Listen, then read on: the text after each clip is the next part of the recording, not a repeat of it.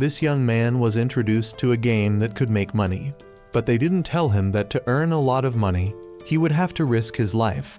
The rewards were indeed enticing. 1 point could be exchanged for 1 million yen. But now, his life is in danger.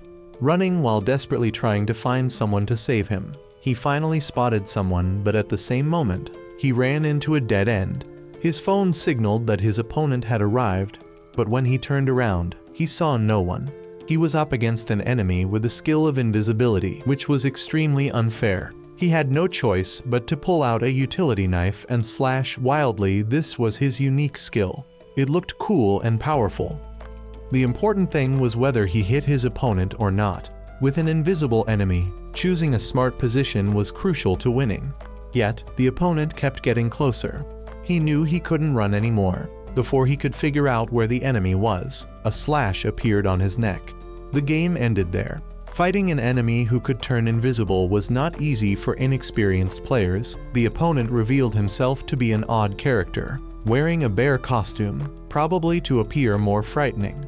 But who could see him when he was invisible anyway? The body was left there, and the next morning, it was all over social media.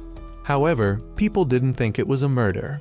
They considered it an art piece, as the body had disappeared, leaving behind strange drawings.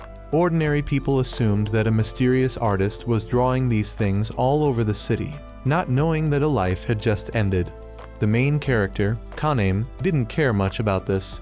He just wanted to find a high-paying job to reward himself for his poverty. The chubby guy next to him was Shino. The friend who had just arrived with a frightened face was Kyoto, and Hamada had just died. Last night, they were a group of 4 close friends. Kyoto looked scared when he didn't see Hamada at school, probably because he had also participated in that game and knew his friend had just died last night. Mentioning Hamada made Kaname remember. Last night, while he was sleeping, his friend sent him some kind of notification. When he clicked on it, he saw a free game that could make him rich. It sounded unbelievably amazing, so he clicked on it to check it out. Kyoto couldn't stop his friend in time. It was too late as Kaname had already plunged into a deadly situation. A snake emerged from the phone screen and bit Kaname on the neck. What the heck? He didn't know if he passed out from the fear of dying or from the snake bite. When he woke up, he found himself in the school infirmary on a school morning. That was enough. Kaname felt exhausted and decided to skip school and go home. Just as he opened the door, he saw his 2 friends waiting outside. They must be really worried about him, but I knew they had different concerns. Kyoto was well aware of that game, so he said he would come over to Kaname's house tonight to explain the get-rich-quick game. But before that, don't be foolish enough to open it. No one can save you. After that, all 3 decided to skip school that day and took the train home. Why does this train not look like what I usually see online? Kaname wondered, not understanding what Kyoto was hiding from him, or if this get-rich-quick game was some kind of gambling game that only the high rollers played. Under the temptation of money, Kaname clicked into the game without realizing it. He was a bit disappointed because it wasn't a gambling game, but it had already created an account and a character for him without him knowing. As soon as he clicked start, he was immediately matched with an opponent. The opponent looked familiar. It turned out to be Panda, the invisible bear. Before he even knew the rules, the bear said, "The game has already started." Kaname thought the game was broken, but when he turned around, he saw the bear looking at him. It was surreal, especially since the bear was holding a knife. Kaname still thought it was some kind of prank. As he was looking around for hidden cameras, he almost ended up meeting his friend Hamada, who had just passed away the day before. He was terrified, not understanding what was happening, but keeping himself alive was more important than understanding the situation. So he hurriedly ran outside to find a police station. The bear continued to chase and try to kill him, but no one thought it was an actual murder attempt. Everyone believed it was some sort of game organized by the baseball team. Fortunately, Kaname finally found his way to the police station. He told the officer that a murderer in a bear costume was trying to kill him. However, the police officer couldn't stop it either. He barely finished his sentence before his head was cut off by the bear. What the heck is happening? the protagonist, who has the worst luck, just joined the game and encountered such a bloodthirsty opponent. Can the protagonist's halo help Koname escape this deadly situation? Just when he was about to get skewered, Kyoto arrived in time to rescue him. Somehow, he found a crossbow in this modern age. The bear immediately used its invisibility skill to try to kill both of them. Koname was taken from one surprise to another, while Kyoto remained calm because he had the skill to see all living beings. As long as it was alive, even if it turned into a piece of shit, he could still detect it. Thus, he could dodge Panda's knife attack and counterattack. If only it were a gun, this game would have been over by now, but no, it was just a wooden arrow, so Panda could still get up and fight back. While fighting and protecting Koname, Kyoto was careless and got stabbed. It hurt badly, possibly fatal. He pulled out the arrow and stabbed Panda. Why didn't he stab straight through the body but went for the leg instead? Knowing he couldn't run anymore, he told Koname, "Run quickly, just wait out the game's time, and you will win." But Koname couldn't leave his best friend to die. While Panda was taking a break, the two of them quickly helped each other and ran away. Limping and bleeding, where could they hide? Kyoto said that all of this was due to the game. However, Koname couldn't believe a game could cause this. First, he needed to find a place to hide from the killer bear. But he couldn't understand why this huge bear was so noticeable yet no one intervened. Koname tried to trick it using Kyoto's blood trail. But this method didn't work. He attempted to call an ambulance, but to no avail. During the match, he could only contact those within the game. There's one more dreadful thing I haven't mentioned yet. The reason I said that Koname couldn't hide anywhere is that the location of all players in the battle is shared with each other. That's also why a mysterious girl messaged Koname asking if he needed help. And it's no wonder the bear could easily find his hiding spot. This twisted game leaves no path to survival. Is it too late to realize this now? The bear is already on its way up.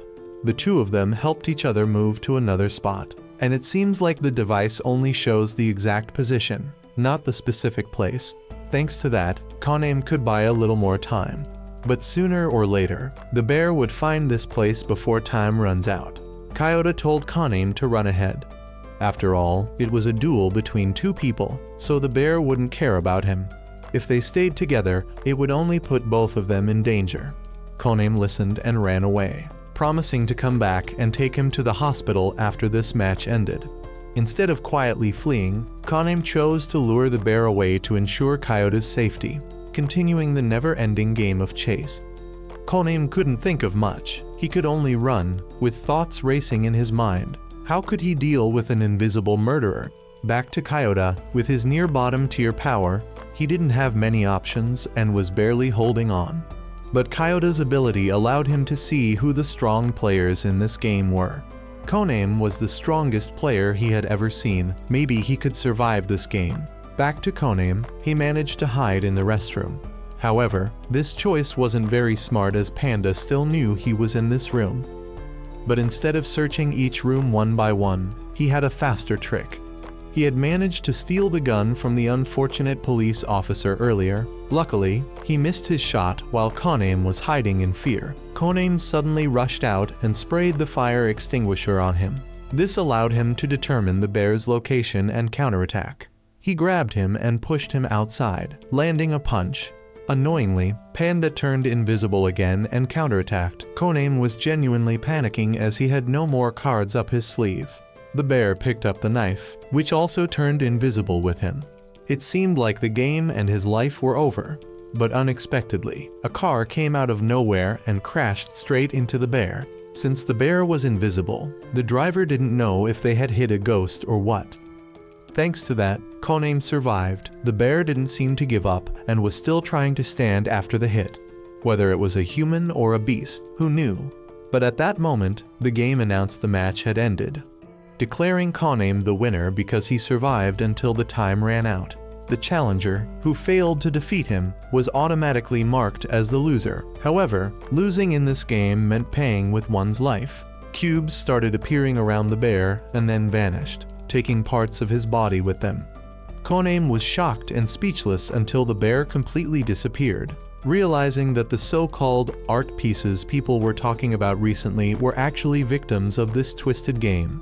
Koname didn't linger on the bear any longer, but returned to Kyota's location. He called for an ambulance as he walked, but it was all meaningless. His best friend had vanished without a trace, leaving behind familiar cubes and a final message. "Live well, my friend." Back at home, Koname didn't have the heart to do anything. Both of his good friends had died in this game, and he didn't know when his turn would come. But it seemed like it would be soon. Thanks to winning his first match, he received a special reward. When he opened it, it was a gun. It didn't matter how he thought about it, a package had somehow been delivered right to his bedside. You guys can probably guess what's inside, right? That's right. Koname knew that what happened today would happen again, so he needed to be prepared. The game would get harder, not easier. Early the next morning, at a nearby amusement park, 12 art pieces were found. We all know what they really are, likely the work of a gang or a bloodthirsty individual. After just one day of playing, Koname had already made friends with some mysterious girl. Today was their date, and hopefully, no battles would break out here. Now that he had a gun, he confidently walked inside. The reason he came here was because she said she would answer all his questions about the game, Koname. Entering a dark warehouse, everything was hazy. Then a girl's voice rang out, and a girl appeared as if she had fallen from the sky, so surreal. Koname couldn't believe his eyes. Her name was Shuka, and she looked petite and cute. But don't be fooled by appearances, because anyone participating in this game is a bloodthirsty demon.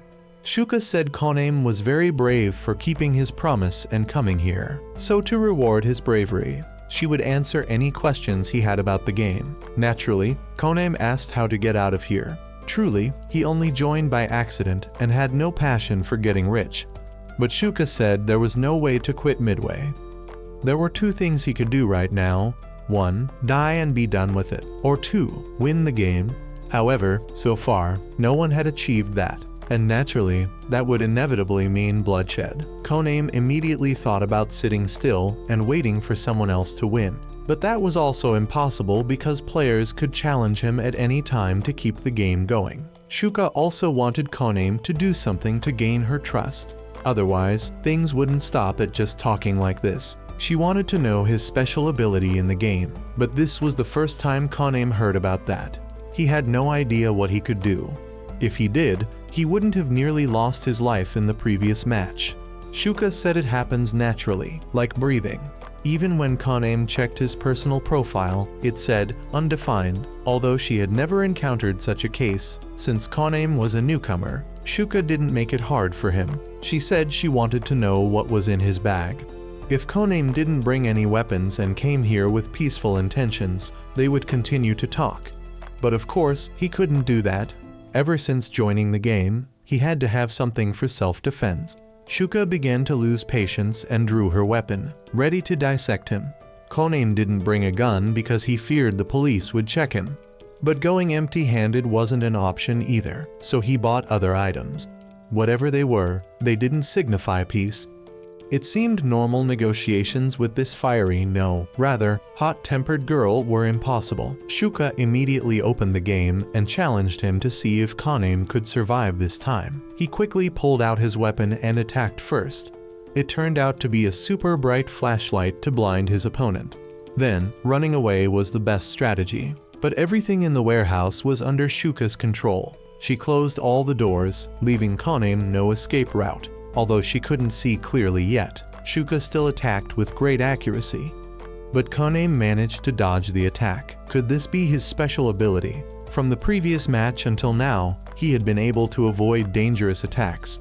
But now, he needed to find a place to hide, hoping to buy time until the match ended. Shuka knew Koname had no way out, so she calmly waited until her vision cleared, ready to resume the hunt. To prevent Koname from pulling any tricks like before, Shuka turned on all the lights in the warehouse. This must be her warehouse. Otherwise, how could she control everything so thoroughly? With everything illuminated, there was nowhere to hide. Koname ran around desperately searching for an exit. Fortunately, his martial skills allowed him to dodge Shuka's lethal attacks several times. But he couldn't keep dodging forever. especially when he realized how overpowering her abilities were. The self-defense weapons he brought were useless, while Shuka's chain, even if it missed, would still chase him to the end. That was the significant difference in this match. As he ran, he cursed the damned game. He hadn't even experienced the taste of love yet, and now had to die here. In his despair, a voice echoed in his head. It was this voice that made Koname not want to give up the game here. Remembering Kyota's final message to him, he became even more determined to survive, to shoot the head of whoever created this garbage game. With a weapon, he would fight to the end. Thinking of this, somehow, Koname found a gun in his hand. He immediately counterattacked with a bullet. Shuka seemed quite surprised and stopped attacking, but negotiating was pointless now. He had already shot at her, so there was no way she would trust him anymore. However, knowing his ability was to create weapons gave him a glimmer of hope to turn the tables. Shuka resumed the hunt. In a moment of carelessness, Koname got injured. Fortunately, the wound was minor and didn't affect him much. Continuing to run and dodge all of Shuka's attacks, she was also surprised to see someone dodge so well for the first time. She got really angry and started fighting seriously, as if she wanted to destroy the whole place. If she managed to demolish this place, Koname would indeed have nowhere to hide. He knew he didn't have many places left to hide, so he needed to come up with a plan. The key was his mind. His ability was just a support tool, not something that could decide the outcome of a match. In the critical moments of his life, Koname managed to use his ability just as he figured out how to use it. He came up with a plan to trick Shuka. Shuka carefully searched for Koname's position, thinking she was smart by tracking the location of the gun. But Koname wasn't there. The gun was just a decoy to mislead Shuka. Koname, hidden in the darkness, controlled the guns by breaking all the light bulbs, turning the place into complete darkness. He was already accustomed to the dark, making it easier to deal with Shuka. Although she had combat experience and could easily attack an opponent even without seeing, Koname managed to dodge all her attacks. He charged straight at Shuka, using a stun baton to knock her back and make her fall. Not wanting to miss this opportunity, he created a gun, confident of his victory. However, he couldn't bring himself to kill her, especially a pretty girl like her. He told her he didn't want to kill anyone, so she should surrender. But she said that even if she lost to him, she wouldn't die immediately like Panda. Each player had a certain number of points. Only after using them all up in defeats would they disappear from the world, as they had seen. Wanting to end things peacefully, Koname proposed a truce, and Shuka agreed, surrendering and losing only a few points. Knowing he was safe, Koname collapsed under a small hill to rest. He had pushed himself to his limits, but what he had achieved was incredible for a newcomer. The bear he defeated yesterday was known for hunting new players, and Shuka was the unbeatable queen, having never lost a match in this game. After today, he might become quite famous. The next morning, Koname woke up after a long sleep, finding himself in a strange room. More importantly, both he and Shuka were stark naked. Could it be that something happened last night? But he was too tired to remember. Shuka also woke up and nonchalantly said to Koname, "Let's start a family together." It turned out that she had brought him back here last night. They were so exhausted that they fell asleep without changing into their sleepwear. The talk about starting a family wasn't what Koname imagined. It simply meant forming a team to play together in this game, becoming combat allies. Not what some viewers with their minds always on certain things might think. Koname was taken aback by those words. Since they had become close, Shuka revealed to Koname a way to avoid fighting others by purchasing a concealment item for 10 points. His name would be hidden from the player list for a week. However, it couldn't prevent a challenge if the challenger was already in front of him. Shuka didn't need to use it because no one dared to challenge the unbeatable queen. At this point, Koname realized that after defeating Shuka, he had received 600 points. After thinking for a while, Koname decided to agree to form a team with Shuka.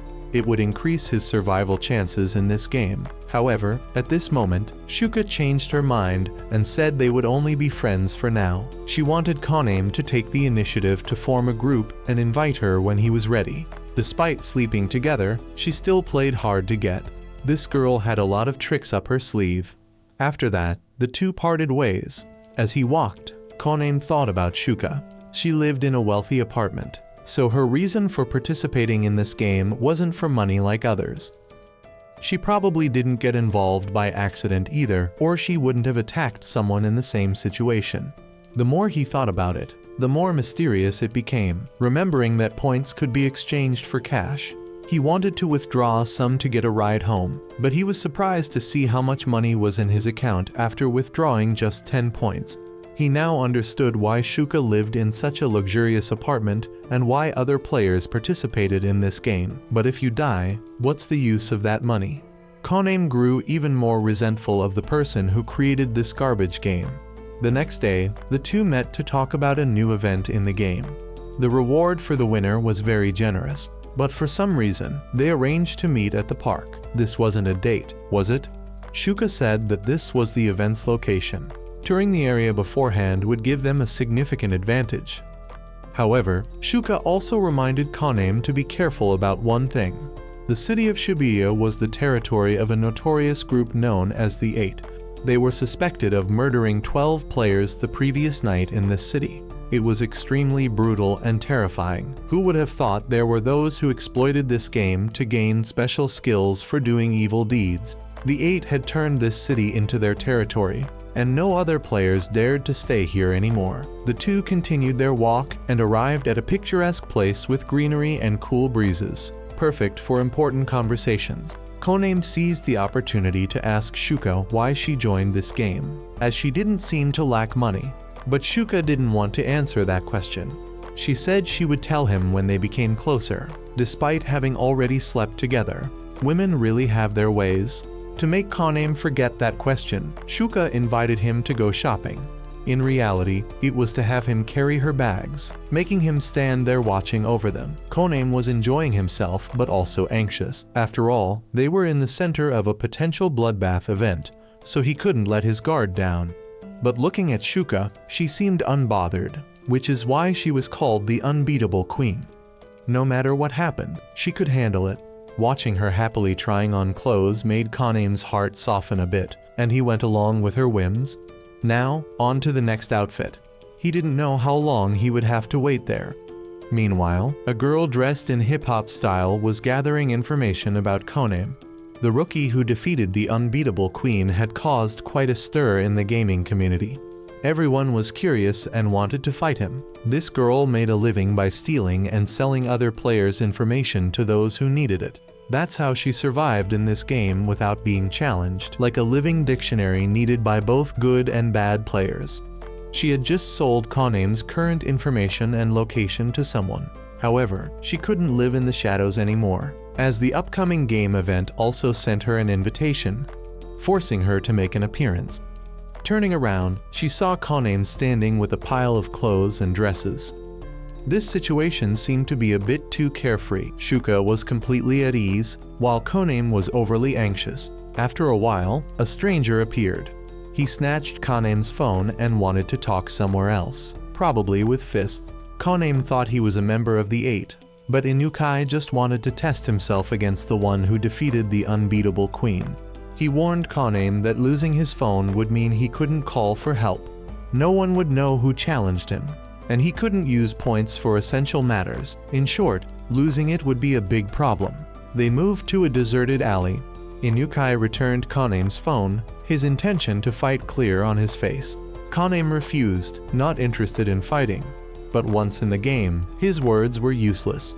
Inukai charged at him barehanded, partly because he was a martial artist and partly to give the rookie a chance. Even without using his abilities, Inukai was far superior to Koname, who had no experience in combat. Pulling out a gun to shoot him was out of the question. But Koname took a punch to the face and fell to the ground. Inukai couldn't believe this was the person who defeated the unbeatable queen. He had information that they were now teammates, so he allowed Koname to call Shuka for help. Where did this confidence come from? Underestimating the enemy like this could have consequences. Koname counterattacked with a stun baton, but it had no effect on Inukai. Combat wasn't Koname's forte, so he used another tactic. During a moment of distraction, he managed to grab Inukai's phone. Thanks to Inukai's earlier explanation about the phone being the weakness of all players, Koname now had the upper hand. He forced Inukai to surrender, threatening to destroy his phone if he didn't comply. At this moment, Shuka also appeared. Now it was 2 against 1. Despite his frustration, Inukai couldn't do anything and had to accept defeat, conceding gracefully.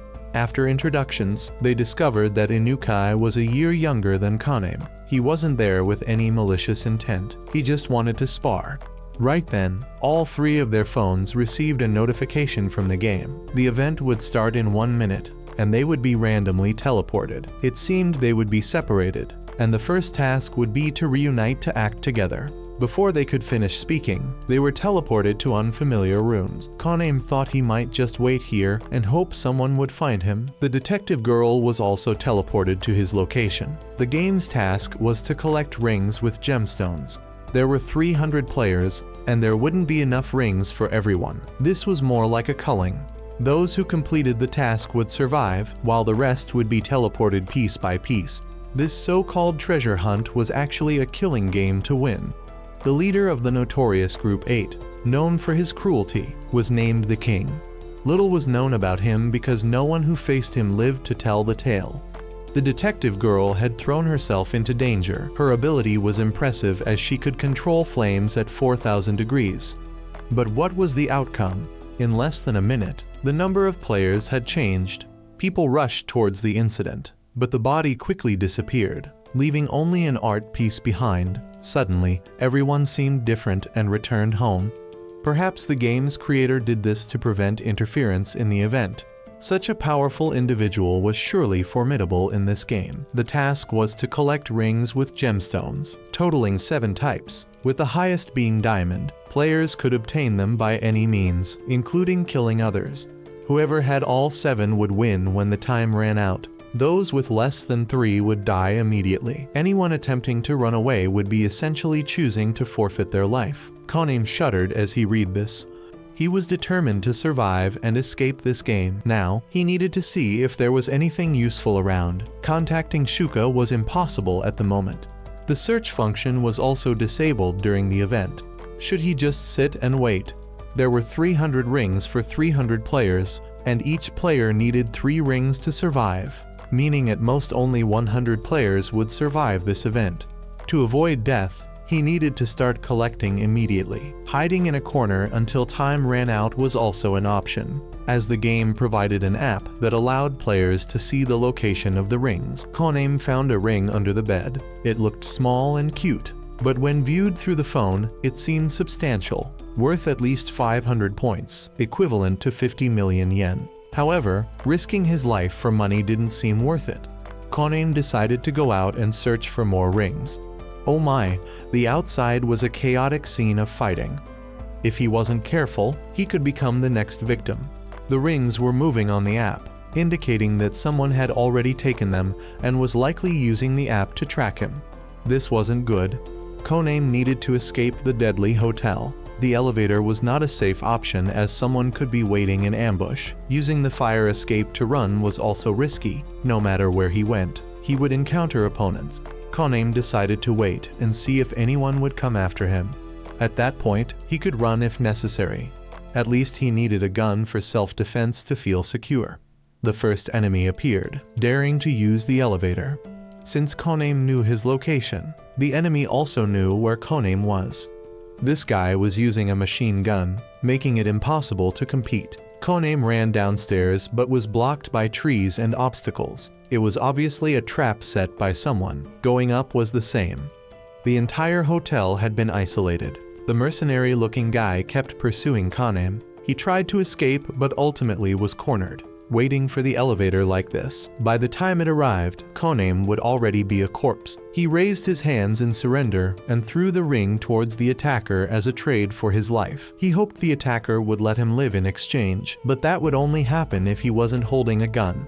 If he had a gun, Kanem had to consider the possibility of being shot. Just when he thought it was over, the attacker ran out of bullets, an opportunity to turn the tables. However, Kanem hesitated to pull the trigger. He was too nervous to kill someone. The attacker calmly reloaded, and Kanem still couldn't do anything, showing his cowardice. The attacker didn't bother killing him, saying it would be a waste of bullets and advised Kanem to end his own life instead. A bloodthirsty person like him couldn't understand Kanem's desire to live a peaceful life. Kanem just wanted to survive and escape as soon as possible. At that moment, the detective girl, Rain, appeared. It was unbelievable that she was still alive. She probably survived by hiding in places without rings on the map. She advised Kanem, if he valued his life, he shouldn't foolishly enter the elevator. When it opened, the hunter from earlier was waiting, and he had set traps all over the place, just like the surrounding plants. Rain said that this is the power of a man in this game. It's feared that now only the two of them and that man are surviving in this building. The plant traps are set everywhere, and he is hiding somewhere unknown. If they want to survive and get out of here, it's best that the two of them cooperate, perhaps because they have in common that they are both cowards who don't want to kill. If they combine, maybe they can find a way to escape this hellish hotel. All the events here are being recorded by hidden cameras. Another group of people is watching the big screen and betting on the winner, likely the nobility using this as entertainment to relieve their boredom. The poor are destined to live and die for the amusement of the rich. Yet they are unaware that their fate is being toyed with by others like this. They continue to dive headfirst into the game, not knowing where the end will lead. The four collaborators thought they had a chance to defeat the undefeated queen, but the result was tenfold the door to hell. These small fry can't beat Shuka either, but the bracelets on her hands reveal her position, so there are always some who don't know their limits coming to offer themselves up.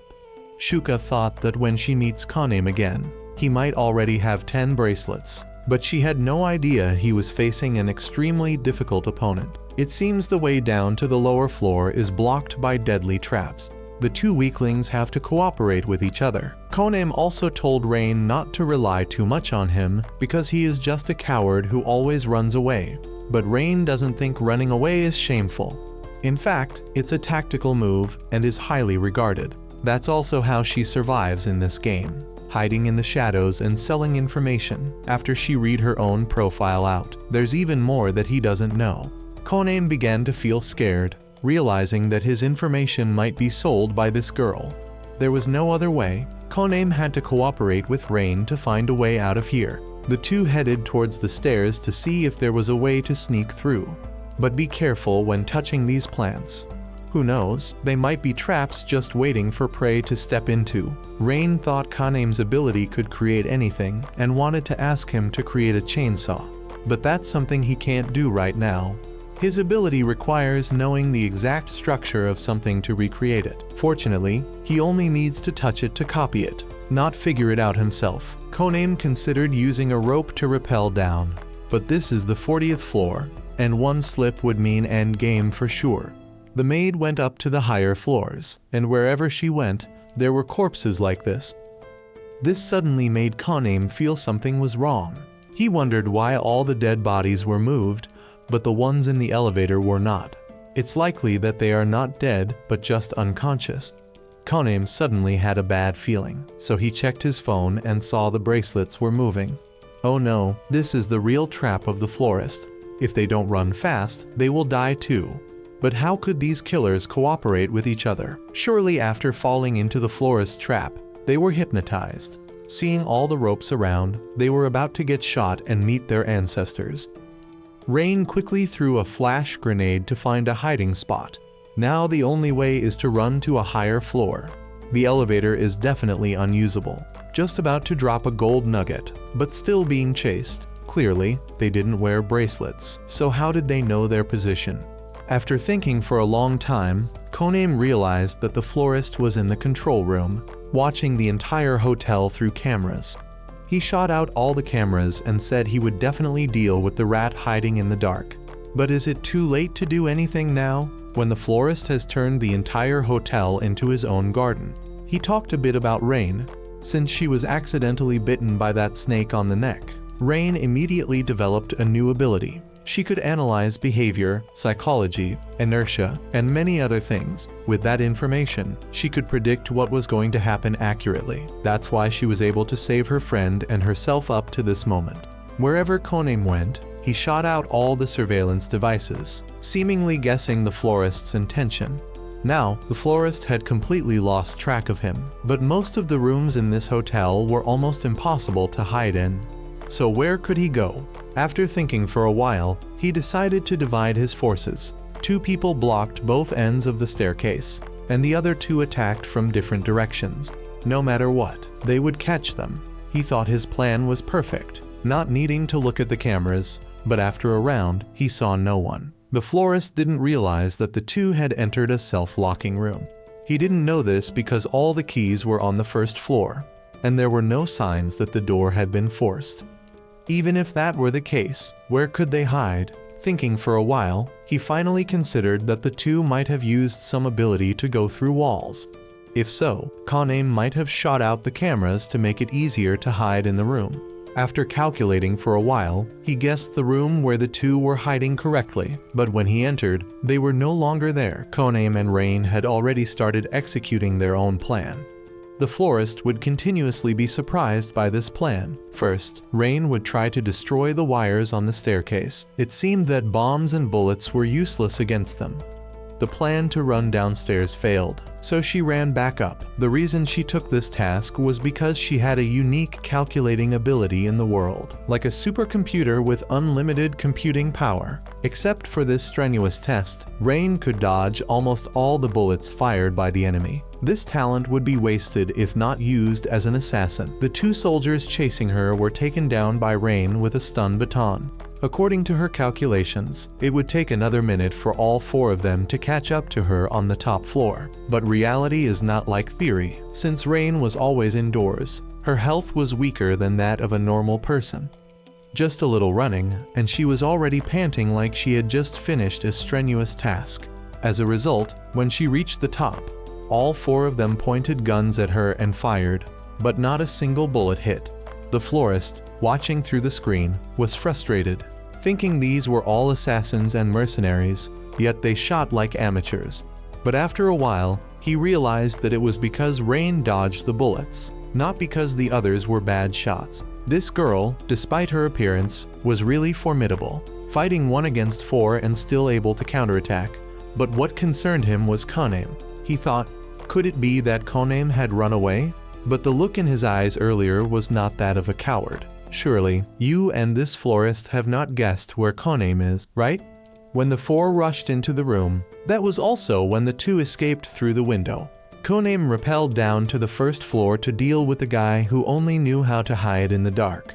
He was truly surprised by Kanem's move because he was also a smart guy, but could not predict where he was on the first floor. Did it look like a forest here? At this moment, Kanem planned to use a bomb to break down the door. He had to face him, but his strength was almost exhausted. Could he still fight? The florist appeared as an older man. The next battle, perhaps one of them would have to die. So the man wanted to talk to Kanem a bit before the life and death moment. Ikiru just wanted to ask why Kanem joined the game. After knowing that Kanem had no reason, he no longer held back. His purpose in joining the game was to earn money and save a life. But entering here and killing people to save another, what sense did that make? Kanem couldn't stand it and charged to attack. But what Kanem didn't expect was that Ikiru was completely unharmed. This was a mistake in his plan. A guy who only knew how to hide in the dark and control plants. How could his combat strength be so strong? Kanem created a machine gun that he had copied to shoot, but it had no effect on Ikiru's plant armor. Plants are inherently much stronger than animals, possessing a higher survival and adaptability capacity. You might not know, and I just learned this from this older man, that grass can even grow through and pierce concrete. Kanem could maintain a distance to create a gun and then attack. But if this drags on, he will exhaust himself before coming up with a new plan. The moment Ikiru charged to attack, Kanem used a flashbang and quickly escaped. However, in this entire first floor, there is no place Ikiru does not know.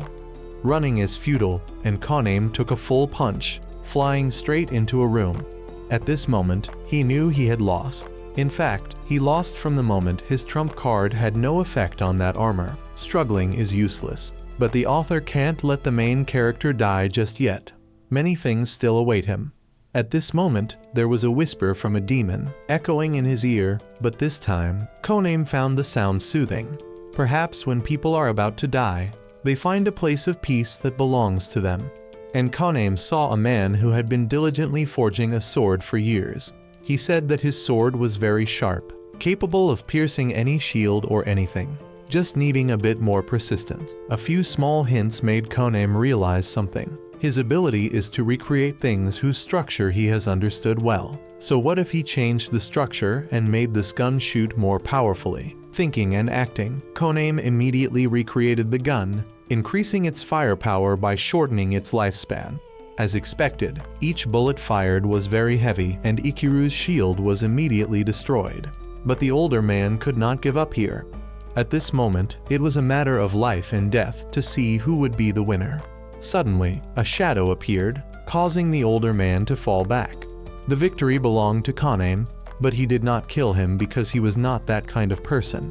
Ikiru said he had a heart condition and wouldn't live long. He joined this game to earn money to take care of his daughter, because besides his little girl, he had no one else. Although victorious, both were exhausted. At this moment, Rain appeared and prevented Ikiru from having any evil intentions. The moment he revealed himself in the light, Rain had already investigated more information about him. Thanks to this, she knew he wasn't a bad person and wanted to cooperate. She wanted both sides to share what they knew about this event. Briefly, Rain also knew that a guy named the King was participating in this event, a very dangerous person with a penchant for killing. The first round of the game was about to end, and the strong ones had already collected a significant amount. From this moment on, it would be a battle of the strong, and here were 3 weaklings who would surely be targeted. Would Ikiru choose to die alone or die with the group? Back to Shuka, she was still skillfully evading enemy sights. No matter how well these enemies hid, she took them down in a heartbeat. Shuka thought she should stay put and ambush. She decided to go down to a basement to wait for prey to come to her. Meanwhile, this was Koname's dream. In his dream, he met his 2 lost friends again. They had joined this deadly game just to realize the group's dream. He wished none of them had been involved in this damned game. Awakening, Koname found tears streaming down his face. A message from Shuka woke him up. It seemed she would be here soon to regroup. That meant he had to gather everyone and prepare a plan to fight the King and Group 8. At this moment, Ikiru was on the first floor setting traps. Looking at the first floor, it seemed like a forest, and yet more traps were being set. The 3 of them discussed what to do with this mercenary. He had spared Koname's life before, so Koname wanted to repay him, not by killing but by cooperating to survive this event together. But of course, he would refuse, because in the group, there was one who had just been brainwashed and controlled. He was like a joke. Even if he didn't agree, Koname still let him go, as long as he didn't attack them. However, when the 3 were mentioning the King and his gang, Ikiru changed his mind. It seemed like he had a deep-seated grudge with the King, deeper than his own life. He agreed to join the group to personally kill the King. As for the King himself, he now possessed 32 rings, which converted to quite a lot of money since they were all precious gems, a staggering number that I'm sure no one else in this event has. This time, the King and his underlings decided to catch a big fish, which was Koname's hotel, holding more than 20 rings. He even called in those not participating in this event to wait until night to act. Back to Koname's side, it was unexpected that after removing his hat, Ryuji looked gentle and kind. Any ladies wanting to have his children, contact me right away. Currently, Koname's group had 15 rings, and he generously gave Ikiru half of them. It's unclear if it was out of pity, but no one objected. After all, Koname's goal was to survive, not to get rich. However, Rain discovered something strange. There were 2 stones. Although their rarity was lower, they had a higher value. She couldn't understand why. How were they ordered?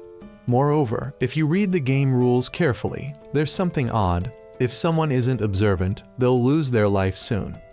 After thinking for a while, but having no ideas, they remembered Shuka. Why hadn't she swung by yet? Koname was about to call when he received a message from Shuka, but instead of "open the door for me," it was "save me." Koname didn't know if this was another one of her pranks, but she was actually drowning in the basement. The thing was, Shuka was walking around, looking for hidden prey in the basement. She noticed someone was following her, someone with the ability to control water, truly a girl's nemesis. So Shuka decided not to fight down there.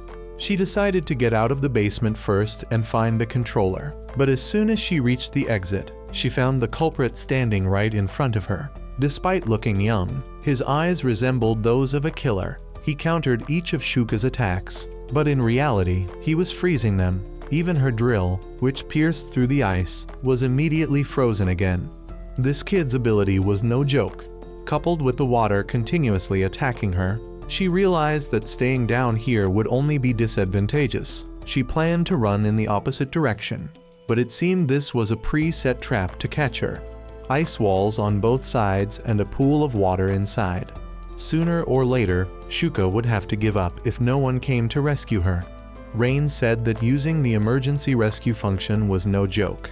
If Shuka was truly in trouble, Koname naturally had to help. But if the undefeated queen herself was in trouble, the enemy must be formidable. Encountering many strong opponents in here, Rain decided to go along. Rain would provide remote support, while the old man would just open the door. The area around the house was full of traps, but to build trust, Koname and Ryuji shared their abilities with each other on the way to Shuka. Koname's ability could potentially make him rich as an arms dealer in the game. No need to fight, but pity the older brother with a useless ability, detecting lies. But in this game, no one speaks the truth anyway. Yet surviving until now proved he had real strength. At this moment, Rain was on the rooftop to provide support, with a super long-range sniper rifle in hand. This was an ideal position. She pondered over the rings again and suddenly discovered some kind of code inside. Scanning it revealed a series of incomprehensible numbers. Ikaru also tried and found each ring had a different series of numbers. This could be the key to winning the game. They needed to collect all the different types of rings to find the answer in the second round. Koname and Ryuji were approaching Shuka's location. They spotted someone ahead, but it was just a little girl. No idea why she was here, but she looked even younger than Rain.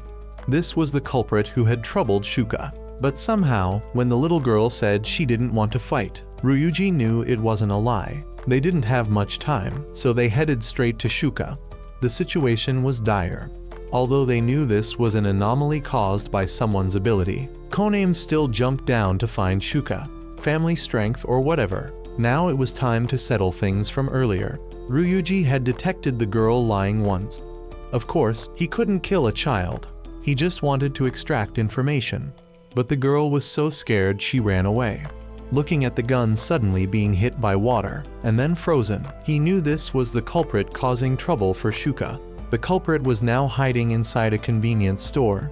And why had he turned into a boy? Could it be that two souls resided within this child? It was a pair of twins. The older brother, Sauda, had a hot temper and wanted to deal with Ryuji. The younger sister, Sui, was shy and didn't want to harm anyone. Because they were dragged into this event and hadn't collected any rings, Sauda targeted the 6 rings on Shuka and planned to wait out the game. But first, he had to deal with the fierce-looking guy. Using Sui's water control combined with Sauda's freezing ability was a great skill. But at this speed, Ryuji could still dodge easily. The problem was they controlled the water from afar, so he didn't know where they were. Meanwhile, the siblings were also running out of water sources around. Suddenly, Sauda came up with a plan to use the water inside the convenience store to take him down. They lured Ryuji in by making a phone ring. He walked in without much thought, falling into the children's trap easily. Now he couldn't move anymore. Sauda created an ice sword and intended to stab him, but Sui stopped him. She didn't want to kill to survive like this. She'd rather not live than live in guilt. Back to Koname, he dove underwater. After a while, he found an ice wall, the reason Shuka couldn't get out. He used his gun to make some holes and then broke through to create a passage. Using his phone to locate Shuka, he found her unconscious at the bottom. Koname quickly brought her to the surface. Her pulse was still there but very weak. He had to perform CPR, as there was no other option. The icy water had caused her body temperature to drop rapidly. If they didn't get out soon, Koname might also lose his life down here, so he used his first kiss to save the girl. A moment later, Shuka regained consciousness. Truly fortunate. She was touched and gave Koname her first kiss in return. At the brink of death, Shuka realized who she wanted to be with.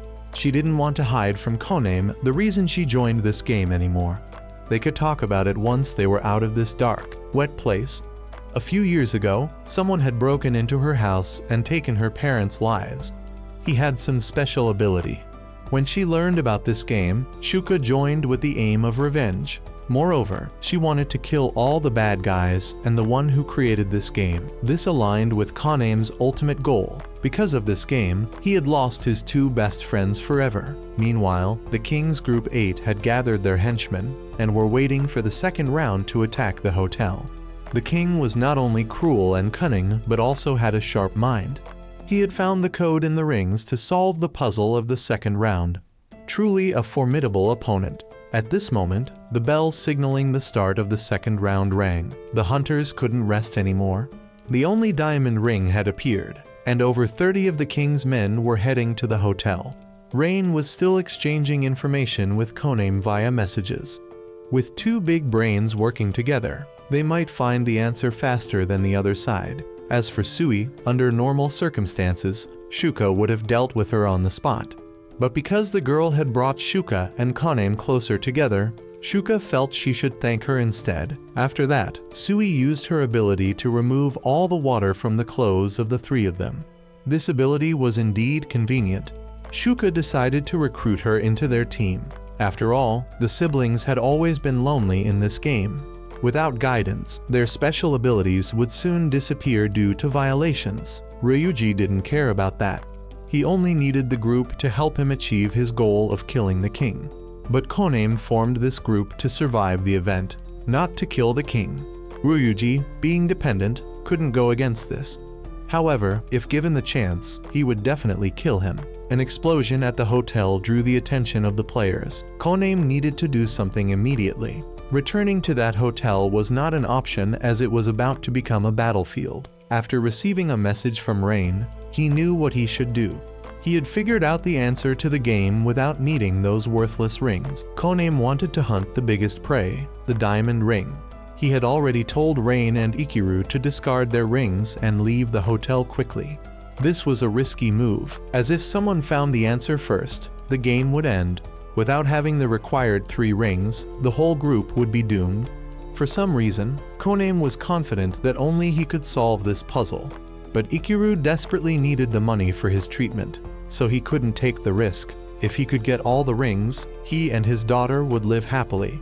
Rain couldn't make the decision for him. She only said that if she were Ikiru's daughter, she'd rather see her father one last time than not knowing where he died in some god-forsaken place. Of course, Ikiru knew that, but having come this far, he didn't want to stop. Group 8 had started entering the hotel. It was surrounded by traps, but it seemed the king wasn't participating. Perhaps he was also searching for the best prey, the diamond ring. Leading the charge was someone with the ability to create fire, a direct counter to Ikiru's abilities. Could the old man find a way to deal with this threat? He confidently stepped into the elevator to disable the traps for his underlings, as his counter ability made him very confident. Going up to the 40th floor, he was sure that all the rings were scattered around. But unfortunately, there were no signs of any enemies. He called his underlings up, not knowing that Ikiru was already standing in the elevator. Once he reached the first floor, the old man took care of the small fry first, then moved on to the fire wielder. In less than a minute, he had wiped them all out. Then came the tougher part as the elevator went back up to the 40th floor. But instead of his underlings, it was the enemy covered in blood-stained armor. It became clear what had happened in the previous minute. Earlier, Rain had warned Ikiru about the abilities of the Group 8 members, particularly 2 very loyal subordinates of the king. If both showed up, they had to be taken down one by one. Keiichi was a martial artist with an external force ability that allowed his punches to shatter bones without touching his opponent. This one could be dealt with from a distance. The more dangerous one was the counter to Ikiru. He was known as the Flame Demon God. His rare flames could engulf Ikiru entirely. Unfortunately, this was Ikiru's opponent this time, but even so, running away was not Ikiru's style. Rain had located where the treasure was hidden, confident that she alone could decipher the mysterious code and solve the puzzle. They planned to meet at the train station. What she didn't expect was that the king had also solved the puzzle and had his men searching for it. A large force attacked the hotel, with many guards still stationed there. How could they search for the treasure with such opposition? If the king found it first, they were doomed. At the hotel, a big battle was already underway. Ikiru was completely overwhelmed by Shig's strength. Even before landing a single hit, his nose was already burning. In this situation, all he could do was retreat and set traps, but the plant traps were now useless. Ikiru decided to try using grenades, figuring they might blow both of them to pieces. But just at that moment, Keiichi somehow flew in from outside and landed right where Ikiru was, delivering a powerful punch that sent the old man flying. Shig took this opportunity to unleash a combined heart-piercing attack. There was no way Ikiru could survive this. It was incredibly unlucky for Ikiru to face both of the king's disciples at once. Everyone thought he was dead, but Ikiru couldn't give up just yet. Suddenly regaining consciousness, Ikiru activated the grenade trap he had set earlier. If it were just Shig, he would have been blown to pieces long ago. But Keiichi had a very strong external force shield. Ikiru used vines to make his heart beat a little longer. It wouldn't last long, but just enough for him to drag the two with him in his final moments. Ikiru caused the plants to grow so rapidly that they could bring down the entire building. By the time the two could escape, it was too late. The hotel was destroyed. Ikiru's soul turned into a butterfly and visited his beloved daughter lying in the hospital bed. It was a pity they couldn't meet one last time. When Koname saw the hotel collapse, he understood what had happened. He wanted to reach the train station quickly to end this wretched game. Meanwhile, Rain was also in a difficult situation. She couldn't get in or out. The whole area was guarded by the king's men. If she didn't hide well, she'd be caught and killed. Rain hid and overheard two of them talking. It seemed they also didn't know the exact location of the diamond ring or the treasure. The king wasn't that smart, but he was clever enough to wait for the smart ones to fall into his trap, trying to escape silently. She didn't expect a guy with a keen nose to sniff out her scent. If she didn't run now, she'd be dead. Every direction was guarded. This was incredibly difficult, but with her ability to see the future, Rain was confident she could slip through. However, the king appeared out of nowhere. He was so fast that even Rain's predictions couldn't keep up. Rain pretended to play dumb, but it only seemed to anger him further. One of her arms was lost for lying, but she was determined to die before giving him what he wanted. Rain started telling a made-up story, pretending it was related to the game, to pique his curiosity and buy time for Koname's group to arrive. Just as he was about to break her fingers, Shuka appeared and threw a flashbang right in front of him. There was no way he could avoid it. It seemed both sides were now fully present, and a massacre was inevitable. However, Koname still wanted to negotiate peacefully. Unfortunately, these brutes were too ignorant to listen. For a battle-hungry guy like the king, negotiation wasn't in his vocabulary. Both sides prepared their weapons, ready for a fight to the death at any moment. The battle had just erupted, and immediately, Koname fled. Rather, it was to let Rain do what only she could do. The minions of the king were quickly defeated. This pattern was all too familiar. The underlings were always weak and cowardly, but the leader was surprisingly strong. Sui and Sauda used their powers to disorient the enemy troops, but the king was different. He could move and jump without chains, like Shuka's. His claws were also very sharp. Without Ryuji's support, Shuka and I would have been severely injured. Ryuji had waited a long time for this day to seek revenge. But the king, he didn't even know who Ryuji was on this side. Koname had brought Rain to a safe place to hide. Here, she would look for the code segment of the diamond. The initial bracelet hinted at the location of this station, but upon arriving, there were no signs of the remaining bracelet. If the code segment of the diamond could be found, the treasure's location would be revealed. Rain had to focus to use her ability, not just to analyze external actions anymore. She had to delve deeper into her subconscious, deeper still, to become a supercomputer, linking events together to find the answer. After searching until she bled from her mouth, Rain finally discovered the true location of the treasure. Meanwhile, the battle was still fiercely ongoing. Ryuji, with his machine gun, fired all the bullets in his hands, always keeping a safe distance from the king. More precisely, he had calculated the distance the king could move and attack, but at one moment, when he turned to attack the others, he exposed a flaw. The king certainly could not miss this opportunity. Ryuji couldn't die here without avenging himself. He had a bomb hidden on him and would drag the king to die together with him if necessary. However, this foe was also very perceptive and agile. Would Ryuji's sacrifice be in vain? Ryuji waited for the king to get closer before detonating the bomb. But at that very moment, Koname appeared, asking the king to listen to his request one more time. He wanted to negotiate, but this time, the terms were quite enticing. Koname wanted to exchange the key to unlock the treasure bed for his life, as long as he could survive. Through this event, he would hand it over to him. Koname's grandfather knew how to create a real appearance, but no way a beast like the king would care about that. He was only interested in killing. Indeed, the king said that the key might not be real.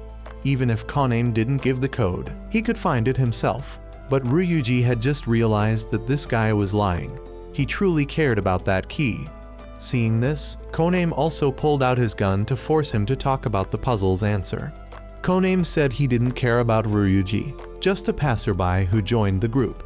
But Ryuji knew Koname was lying. Ryuji thought Koname was creating an opportunity for him to kill this beast. But from the start, Koname's goal was to survive this event, not to kill the king.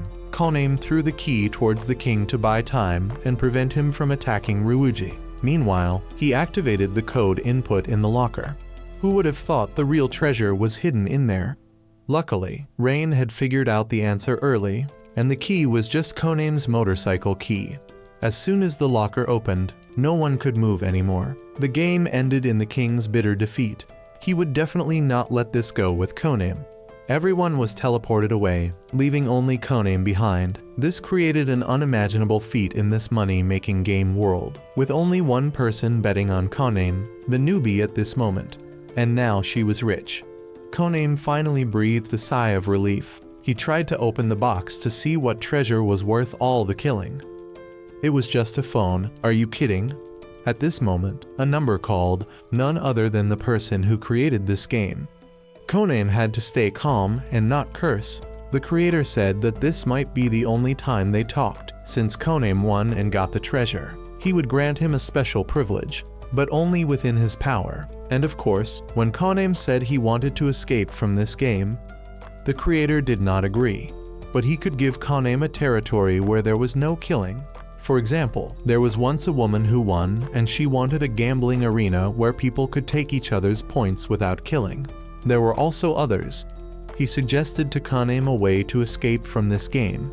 Either complete the game, which would end it automatically, or kill him and destroy the system. Koname thought for a moment. He wanted a special privilege to avoid the killing matches. A sort of deterrent that would make people hesitate to challenge him. In other words, Koname wanted to hold the initiative in every match. The creator granted him this privilege. Additionally, he gave Koname a gift, the name of his power, Iron Fire God, a new power currently being tested, and it seemed Koname was using it very well. The conversation ended there, and Koname was teleported away, without the phone, which would be returned to the creator. 2 months passed incredibly fast, and surprisingly, the king hadn't immediately gone after Koname for revenge. At this time, Shuka and Sui were discussing buying a house. Since they had formed a group, they naturally needed a base to stay. Other groups were doing the same, and money wasn't an issue as long as they liked it. Moreover, Koname, having won the recent event, had received over 5,000 points. Meanwhile, Rain was meeting Ikiru's daughter. She had contacted his insurance company to return the money to the daughter, who naturally didn't accept it. This was understandable. It's hard to accept that your loved one has died without you knowing. Leaving only a check with a large sum of money, the two talked. Although they were about the same age, Rain was much stronger, and whether Suzune wanted to accept it or not, she had to. Rain told Suzune that if she wanted to know more about her father, she could find her anytime at this address. If you're wondering where the others are, here it is. They're at the Martial Arts Club of the Masters. Unbelievably, there are people in this group who can even regenerate a severed arm. Nothing is more fantastical than this, and these two people are Russians, too. Ryuji asked why the martial arts masters joined this game, and Danju said that not all members of the club participated. Those who did were tempted by the power.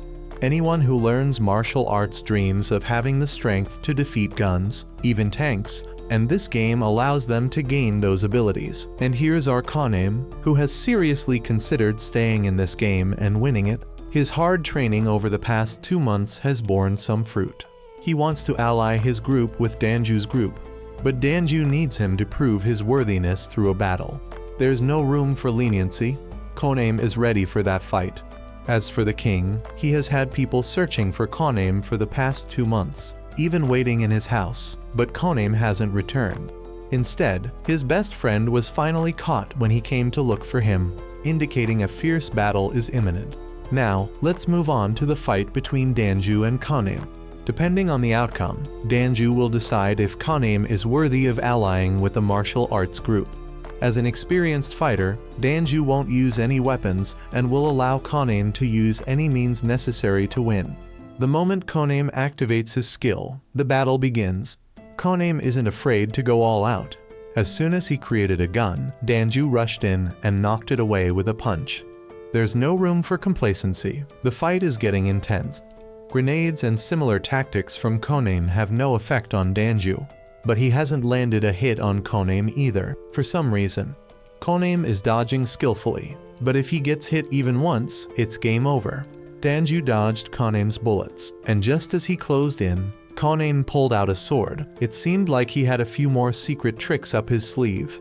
Then he pulled out a submachine gun and started firing continuously at Danju.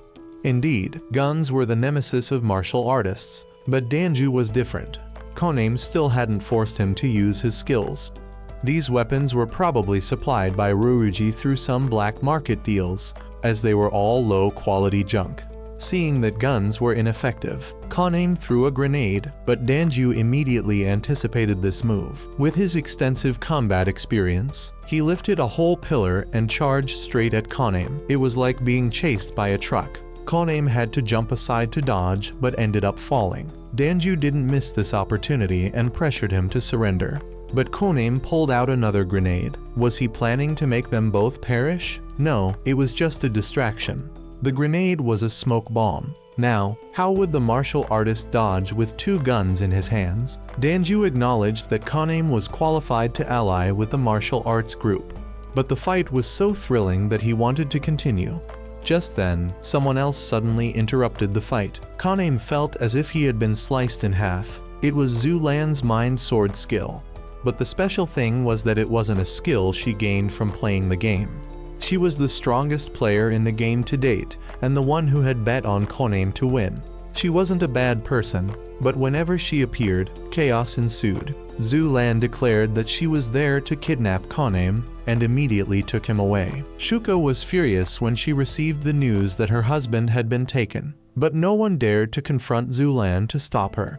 Just looking into her eyes made everyone feel like they had lost a life. Ryuji, confused by what had happened, found that both Zhu Lan and Kaname had vanished when he came to his senses. Danju once mentioned that Zhu Lan's mind sword technique came from a lost martial arts school, and anyone hit by it would feel like they had just been killed. Although they were allies, Danju never felt at ease with her.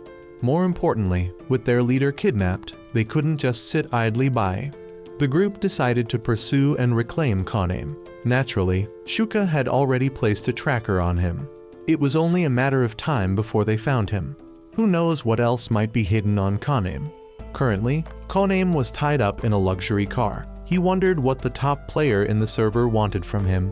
Zhu Lan didn't beat around the bush. She wanted Kaname to become her disciple. No secrets between them. She introduced herself as a descendant of an assassin family, and her purpose in the game was assassination. She had recognized Kaname's innate talent through this game. Kaname had awakened it. and only she could help him master it. She wasn't referring to the skills granted by the game.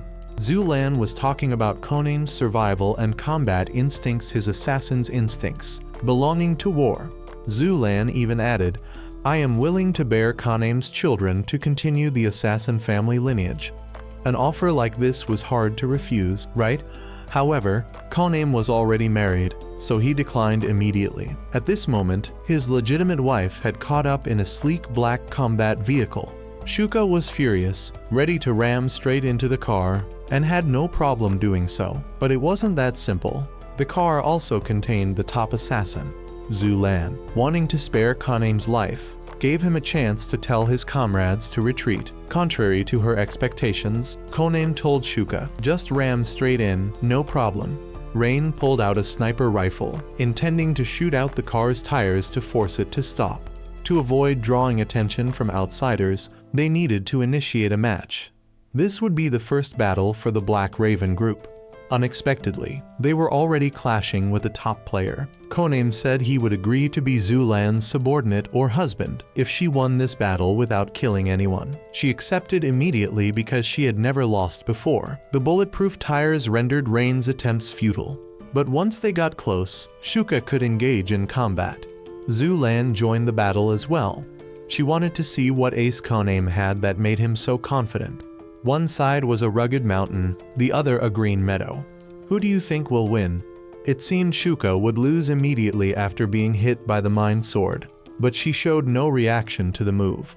She wasn't afraid of death, so the move had no effect on her. Impressive. However, Zhu Lan elegantly countered all of Shuka's attacks, making it feel like watching a Chinese martial arts movie. The two clashed again, but the goal was to rescue Koname first. Rain provided support from a distance, distracting Zhu Lan, but she managed to jam Ryuji's car wheel, preventing it from speeding up. Even a small pebble shot could make the gun fly out of her hand, and Rain couldn't predict the trajectory. The top player of the server had unparalleled skills. Confident as she was, facing this unique group was challenging. Koname signaled Shuka to wait for the right moment to coordinate. She jumped high and threw a chain.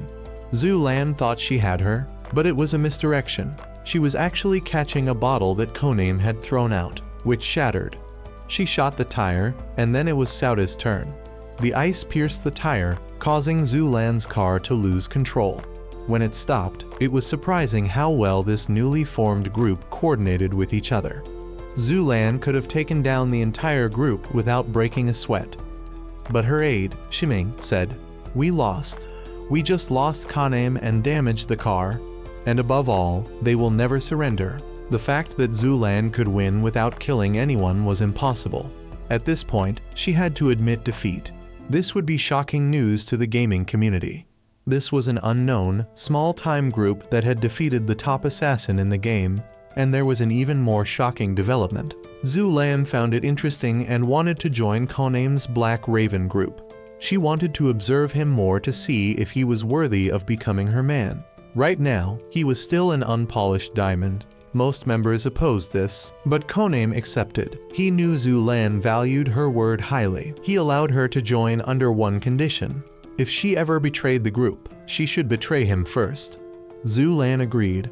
If she wanted to kill anyone in the group, she would kill him first. The agreement was successful, and from now on, the top player of the server was a member of the Black Raven group. A few days later, Rain went to a cafe as usual, but it wasn't just to enjoy coffee. Given her busy schedule, this seemed to be her way of exchanging information with others. This was also one of her regular partners for exchanges to prevent any unexpected incidents. Rain shared information about Group 8, including their base and members. Notably, only the King and Keiichi remained significant threats. After the recent events, the group's members had significantly dwindled, including the fire player, likely dead with Ikiru.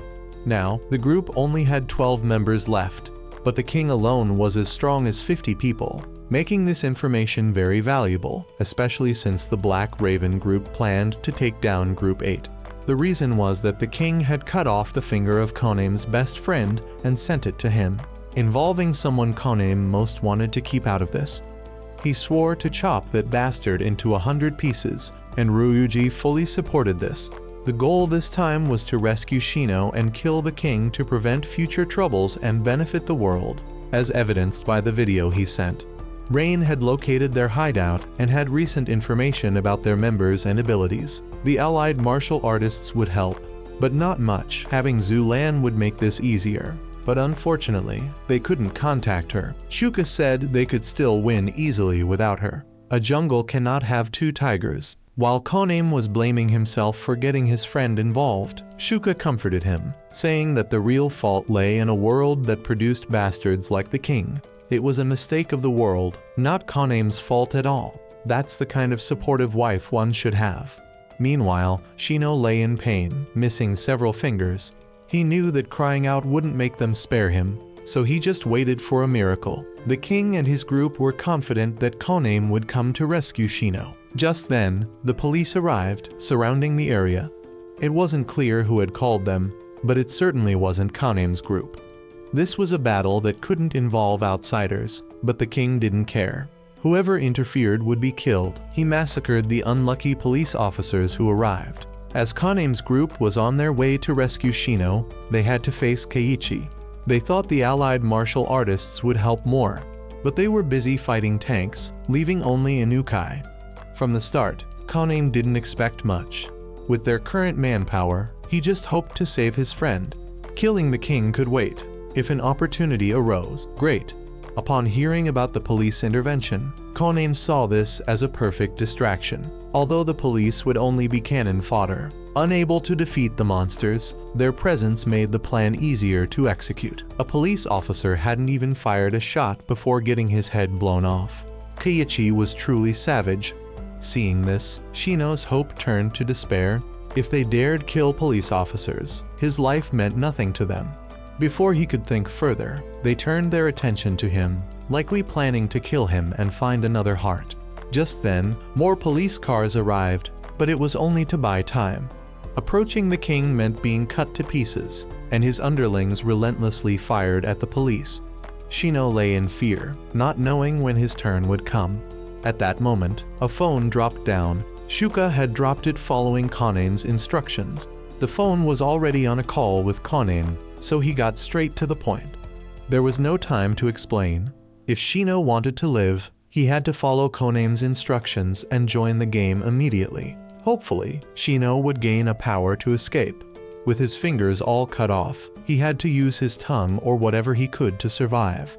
While Koname was speaking, Shino accidentally hung up. Thinking they had been discovered, it turned out Shino had just pressed the wrong button. Even with his severed fingers, he managed to be clumsy. Shino used his tongue to join the game, and immediately, a snake appeared. Right away, he could use his power. It seemed he could control the weight of any object within his sight. Seeing the police numbers increasing, the king ordered his men to kill Shino and retreat to their new base. However, when the king reached Shino, he found that Shino had already freed himself. He looked much more confident. The thug shot at Shino's head, but Shino blocked it, then made the thug float and flung him far away. His power was pretty impressive, but hopefully, he wouldn't get too overconfident. As soon as Ryuji saw Keiichi, he wanted to ram into him, but Rain stopped him, thinking the car couldn't withstand Keiichi's external strength and would just get damaged. Inukai would handle Keiichi since he was also a martial artist. But unlike Inukai, Keiichi was a mass murderer. Meanwhile, Shino was amazed by his new ability and forgot he needed to escape. When the king realized this, he knew Koname was nearby. He loudly threatened to kill Shino if Koname didn't show himself. But Shino, overconfident in his power, decided to fight the king himself. This time, it might be beyond saving. The battle between Inukai and Keiichi began. Both were martial artists, but Keiichi seemed more formidable. Keiichi was a killer who knew no mercy. Inukai's power was speed, but Keiichi's attacks and defenses were perfect, with no openings. Could Inukai's lightning-fast speed take down Keiichi? The remaining 4 members of Black Raven split up. Rain went with Sui, and their task was to support the other 2 as they headed inside. The small fry outside would be handled by the 2 to prevent them from being surrounded. Rain analyzed their next steps, and then Sui and Sauda would hold them off by using water and freezing it. They could perform this trick from a distance without anyone noticing. Meanwhile, Kaname and Ryuji had entered the warehouse, but strangely, no one was there. The previous battle seemed to have ended. Suddenly, the king stood above, laughing maniacally. It seemed he had been waiting there for a while. Kaname told the king that he had come as requested and asked him to release Shino. He said this knowing he couldn't defeat the king, planning to find an opportunity for everyone to escape. But the king said he didn't want to fight Kaname. What he wanted was to see Kaname's face filled with pain and despair. And as for Shino, well, they knew where he was. The king said he had killed Shino and stuffed his body parts into a cardboard box. Kaname couldn't believe anything the king said anymore. But he hurriedly opened the box and was utterly shocked. The thing he least wanted to believe had happened. His 3 best friends, all 4 of them, had been lost to this cursed game. Now, Kaname had nothing left to lose. Would the demon inside him awaken and kill them all? Kaname immediately used a gun to shoot one of the king's men. This was the first time he had killed someone, but he felt no remorse because he knew these people weren't human but trash. Today, he had to dirty his hands to make the world a bit cleaner. For the first time, Kaname actively challenged someone and, of course, wanted to see how powerful his privilege was. The minions didn't even get a shot off before Kaname killed them all. Ryuji didn't even get a chance to take down anyone as more of the king's minions rushed in to be killed. They were supposed to have only 12 members left. But where were all these people coming from? It was just a number. Kaname took down the last one. Now, it was time for him to deal with the worthless king. Somehow, the king was lifted into the air and then dropped, using his power one last time to save his crippled life. But even if he survived this, he couldn't escape Kaname's grasp. It seemed like the king had lost a few pounds in just a few minutes. It looked like the game was over. Terrified of dying, the king surrendered and begged for mercy. But it meant nothing. He didn't just lose 1,800 points like in a normal match. Kaname's privilege allowed him to decide how many points were at stake in a fight. If the opponent didn't have enough points, they had to pay with their life. A terrifying privilege if one was powerful and had many points. This was a battle between 2 groups, not just 2 players. Therefore, Group 8 would be wiped out. Now, only the king and Keiichi were left alive. Inukai had done a great job holding Keiichi off and could now rest. The king couldn't accept this reality. But there was no way out. No one could save him. People say that before they die, they often realize a truth or insight. The king saw Kaname as a venomous centipede and said, "You're the next demon king of this game and will end up just like me." Kaname thought to himself, "Not everyone is trash like you," but even in his final moments, the king remained venomous, despite losing the fight. Kaname felt like a failure, unable to save his closest friends. Now, he had a new family, the Black Raven Group, and he vowed to protect them. He would hunt down the creator of this game and end it for good. But Shuka and the others were very afraid that Kaname would do something reckless and lose his life. They didn't want him to charge headfirst into danger. With tears in her eyes, Shuka made Kaname promise that he could do whatever he wanted. As long as he survived, she didn't want to lose another loved one. Kaname promised that if he ever faced danger, he would definitely run away to save his life. That was still his usual method. Sometime later, the Black Raven Group became increasingly famous among the players of this game. With a series of victories and expanding territories, under Kaname's leadership, the Black Raven Group grew stronger and established its own territory. Kaname's ultimate goal was to target the creator of the game. He declared that in any area under Black Raven's control, using the game to make a living was forbidden. Anyone who opposed would be killed immediately, while those who complied would be spared and spread the word. Kaname wanted the whole world to know his goal and to warn the game's creator. He was determined to end it quickly. And so, the first season of this anime concludes here. If you enjoyed it, please subscribe and like to motivate us to create more great videos.